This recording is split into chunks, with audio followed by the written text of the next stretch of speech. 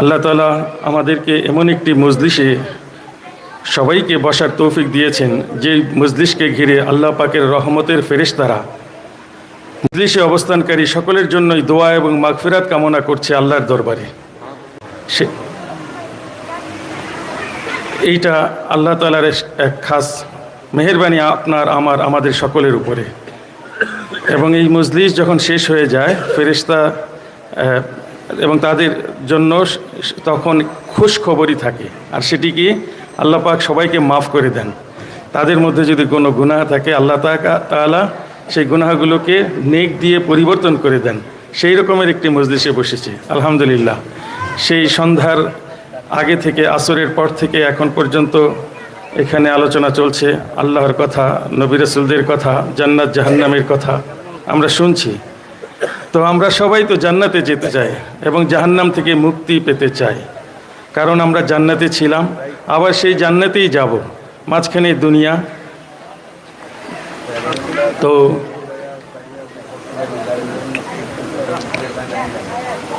কয়েকটি কথা বলেই শেষ করব। যে কিছুদিন আগে রমজান মাস অতিবাহিত হয়ে গেল, আমরা এখন শাওয়াল মাসে আছি। তো রমজান মাসের নফলের সওয়াব ফরজের দ্বারা ফরজের সমান, আরেকটি ফরজ 70টি ফরজের সমান। এই সম্মানটা কেন? সম্মানটি কেন? সম্মানটি হচ্ছে পবিত্র কোরআনের জন্য, কারণ রমজান মাসে পবিত্র কোরআন অবতীর্ণ হয়েছে। কোরআন কি? শিক্ষা, আমাদের জন্য অনেক আলোর বর্তিকা। আমরা যত বেশি কোরআন পড়ব তত বেশি আমরা হেদায়েত প্রাপ্ত হব। তো শিক্ষা কি? শিক্ষাই জ্ঞান, শিক্ষাই শক্তি, শিক্ষাই মুক্তি, প্রগতি, উন্নতি, সমৃদ্ধি। শিক্ষা আমরা বলে থাকি গরিবের ধন, ধনীর অলংকার, যুবকের মাধুর্য, বৃদ্ধের সান্ত্বনা, অবসর সঙ্গী। আমরা আরও বলি যে মানবতার উন্নয়নে, জাগতিক এবং পারলৌকিক মুক্তিতে শিক্ষা অবিচ্ছেদ্য, আপোষহীন। যার ফলে দেখা যায় সেই আদম আলাইহিস সালাম থেকে শুরু করে সর্বশেষ নবী, আমাদের নবী মহানবী হযরত মুহাম্মদ সাল্লাল্লাহু আলাইহি সাল্লামের উপরে প্রথম যে বাণীটি এসেছিল শিক্ষা সংক্রান্ত, কি বলা হয়েছে? যে পড়ুন, পড়ুন আপনার প্রভুর নামে, যিনি সৃষ্টি করেছেন মানুষকে জমাট রক্ত থেকে। পাঠ করুন আপনার পালনকর্তা মহাদয়ালু, যিনি কলমের সাহায্যে শিক্ষা দিয়েছেন মানুষকে যা সে জানত না। পবিত্র কোরআনের সূরা আলাকের প্রথম 5টি আয়াতের অর্থ মোটামুটি এইরকমই। তো আজকে এই কোরআন হচ্ছে আমাদের সকলের মাথার তাজ।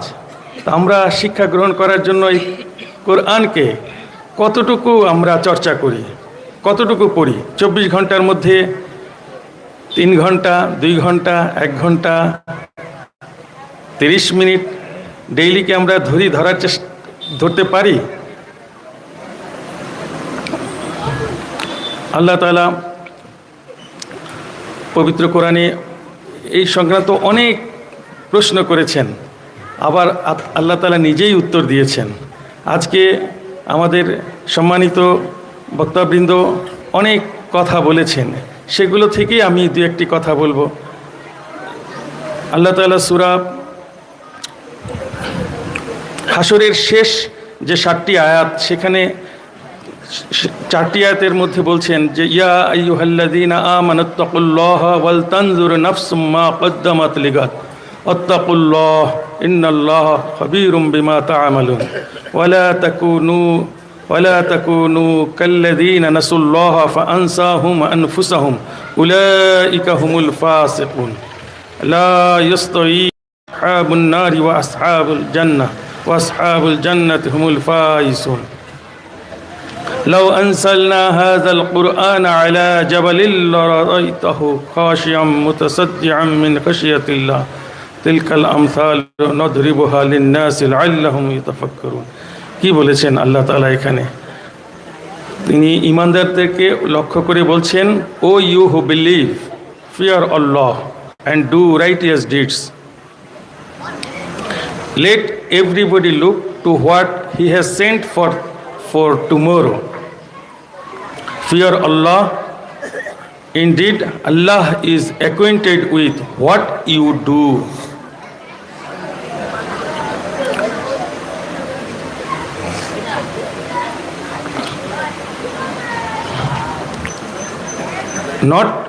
Not to be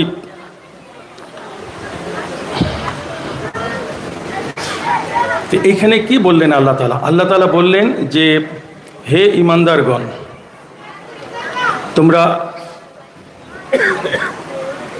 আল্লাহকে ভয় করো এবং সৎকর্ম সম্পাদন করো। প্রত্যেক ব্যক্তির উচিত আগামীকালের জন্যে সে কি প্রেরণ করে তা চিন্তা করা। তা আমরা আজকে কি করেছি আমরা জানি। ঘুমানোর আগে যদি আমরা নিজেদেরকে প্রশ্ন করি কতটুকু ভালো আমল করলাম আর কতটুকু অন্য আমল করলাম যেটা আল্লাহর অপছন্দ, নবীদের অপছন্দ, নবীজির অপছন্দ, আগামীকাল তাহলে কি করব। তো এই পরিকল্পনা করে যদি আমরা সামনের দিকে আগাই তাহলে এটা হবে বেস্ট। কারণ আল্লাহ তাআলা পরিকল্পনা করে, আল্লাহ তাআলা নিজেই মহা পরিকল্পনাকারী। তা আমাদেরকেও পরিকল্পনা করে কাজ করতে হবে। A plan is a trap to capture the future. ভবিষ্যৎকে করায়ত্ত করতে পারা, সাফল্য অর্জন করাই হচ্ছে একটা প্ল্যান। আর a good plan is half work done. একটা ভালো প্ল্যান কাজের অর্ধেক বা তার চেয়েও বেশি। এই কাজেই আমরা কোথায় আছি, কোথায় ছিলাম আর কোথায় যাব, এই কথাগুলো আমাদের চিন্তা করতে হবে। তোমরা তাদের মতো হইও না যারা আল্লাহকে ভুলে গেছে। ফলে আল্লাহ তাআলা তাদেরকে আত্মবিস্মৃত, উদাসীন করে দিয়েছেন। তারাই অবাধ্য, পাপাচারী। কাজে আমরা উদাসীন যদি হয়ে যাই আমরা পাপাচারী হয়ে যাব। জান্নাতের অধিবাসী এবং জাহান্নামের অধিবাসী সমান হতে পারে না। যারা জান্নাতের অধিবাসী তারাই সফলকাম, সাফল্যের অধিকারী। কাজে আমাদের সকলকে সাফল্যের অধিকারী হতে হলে জান্নাতের আমলগুলো, যে কাজগুলো আমাদেরকে জান্নাতের কাছে নিয়ে যাবে, জাহান্নাম থেকে দূরে রাখবে, সেই কাজগুলো, সেই আমলগুলো আমাদেরকে রপ্ত করতে হবে।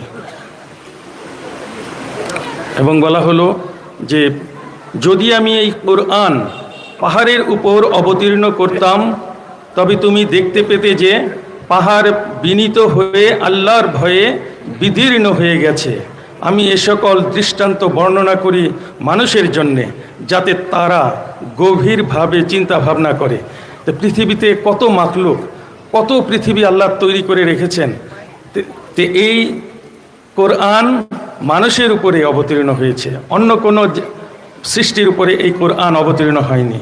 কাজেই আল্লাহ তাআলা এই কোরআন দিয়ে মানুষকে সম্মানিত করেছেন, মানুষকে মর্যাদা দিয়েছেন, যার ফলে মানুষ সৃষ্টির সেরা। আর সৃষ্টির সেরা কেন? ওই জ্ঞানের কারণে। যখন আদম আলাইহিস সালামের সামনে দ্রব্যগুলো রেখে নাম জিজ্ঞাসা করা হলো, সবাই বলতে পারলেন না, কিন্তু আদম আলাইহিস সালাম সব প্রশ্নের জবাব দিলেন, প্রশ্নগুলোর উত্তর দিলেন। বিধায় তাকে সম্মান জানানোর জন্য বলা হলো তাকে সম্মান করো, অর্থাৎ তাকে সিজদা করো। যে সিজদা করেনি, আল্লাহর আদেশ অমান্য করেছে, সে জান্নাত থেকে বহিষ্কৃত হয়ে গেছে। আর আজকে আমরাও সেই জান্নাত থেকে পৃথিবীতে এসেছি। কাজেই সেই জান্নাতি আমল আমাদেরকে করতে হবে। আল্লাহ তাআলা পবিত্র কোরআনের সূরা আরাফের শেষ 4টি আয়াতে বলছেন, verily those who believe in the oneness of Allah and do righteous deeds shall have the gardens of paradise al-firdaus for their entertainment, wherein they shall dwell forever, no desire will they have for removal therefrom. Say, O Muhammad sallallahu alaihi wasallam, to mankind, if the sea were ink for writing the words of my Lord, surely the sea would be exhausted before the words of my Lord would be finished, even if we brought another sea like it for its aid. Say, O Muhammad sallallahu alaihi wasallam, I am only a man like you.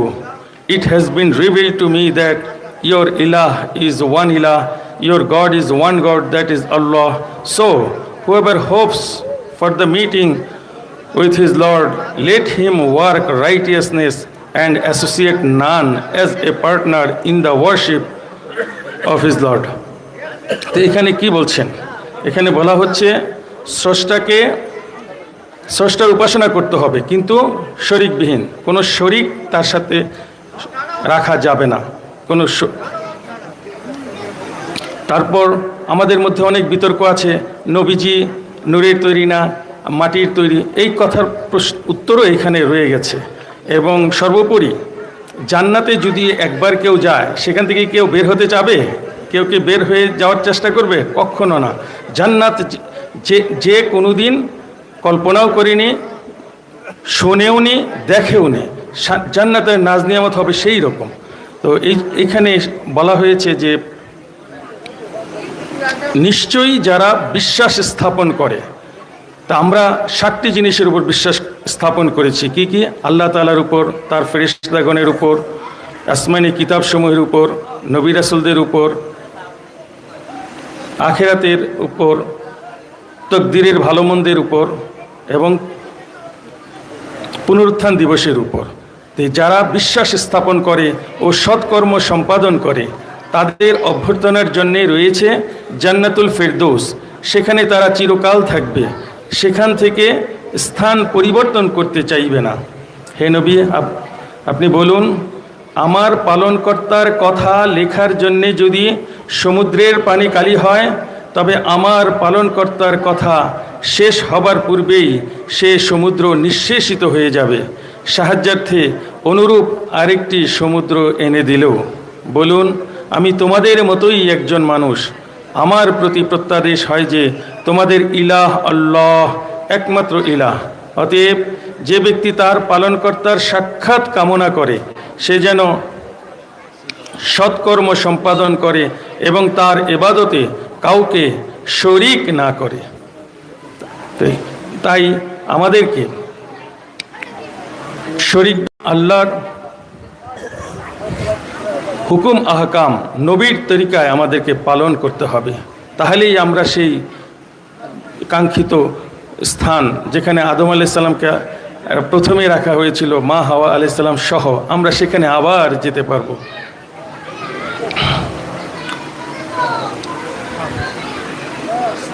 এই জান্নাতে কারা যাবে?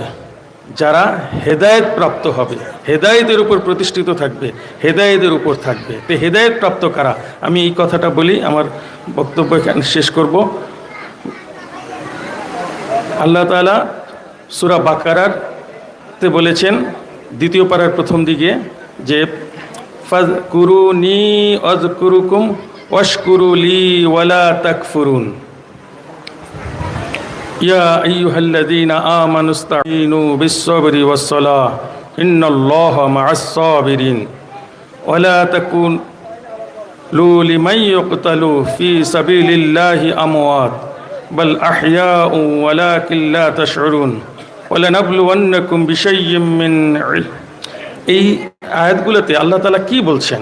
আল্লাহ তাআলা বলছেন যে তোমরা আমাকে স্মরণ করো, আমিও তোমাদের স্মরণ রাখবো, এবং আমার কৃতজ্ঞতা প্রকাশ করো, অকৃতজ্ঞ হইও না। Therefore remember me and I will remember you, and be grateful to me, never be ungrateful to me. এরপরে বলছেন যে হে মুমিনগণ, তোমরা সাহায্য প্রার্থনা করো ধৈর্য ও নামাজের মাধ্যমে।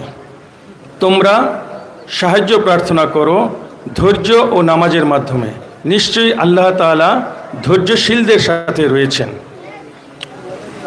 আর যারা আল্লাহর রাস্তায় নিহত হয়, তোমরা তাদের মৃত বলো না, তারা জীবিত, কিন্তু তোমরা তা বোঝো না। এবং আমি অবশ্যই তোমাদেরকে পরীক্ষা করব কিছুটা ভয়, ক্ষুধা, মাল ও জানের ক্ষতি ও ফল ফসল বিনষ্টের মাধ্যমে। তবে সুসংবাদ দাও সবরকারীদের, যখন বিপদ পতিত হয় তখন নিশ্চয়ই আমরা সবাই আল্লাহর জন্য এবং আমরা সবাই তারই সান্নিধ্যে ফিরে যাব। তারা সে সমস্ত লোক যাদের উপর রয়েছে আল্লাহ তাআলার অফুরন্ত অনুগ্রহ ও রহমত, এবং এসব লোকই হেদায়েত প্রাপ্ত। তাহলে আমরা হেদায়েত প্রাপ্ত কাদেরকে দেখতে পাচ্ছি?